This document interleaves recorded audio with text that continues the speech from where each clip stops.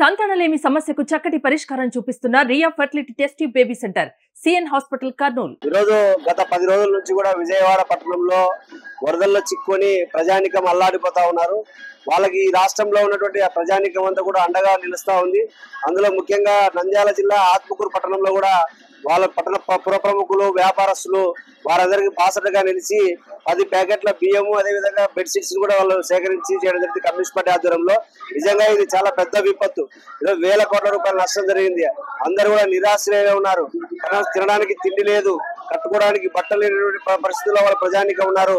వారిని ఆదుకోవాల్సినటువంటి బాధ్యత communist party కూడా ఉందని చెప్పేసి ఈ రోజు ఈ జిల్లా వ్యాప్తంగా కూడా బియ్యము అదేవిధంగా ఉప్పు పప్పు బియ్యం అన్ని సేకరిస్తా ఉన్నాం, బట్టలు సేకరిస్తా ఉన్నాం, నిధులు సేకరిస్తా ఉన్నాం.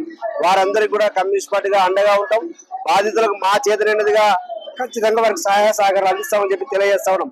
అయితే దీంట్లో పెద్దగా చేసుకోవాల్సింది ఏమంటే, ఇంత విపత్తు జరిగినప్పటికీ కేంద్రంలో ఉన్నటువంటి నరేంద్ర మోడీ ప్రభుత్వం ఇంతవరకు కూడా ఒక్క రూపాయి కూడా ప్రకటించకపోవడం చాలా బాధాకరమైన విషయం. ఈరోజు ప్రభుత్వం ఆంధ్రప్రదేశ్ ప్రభుత్వం చెప్తా ఉంది 6,887 కోట్లు నష్టం జరిగిందని చెప్పేసి.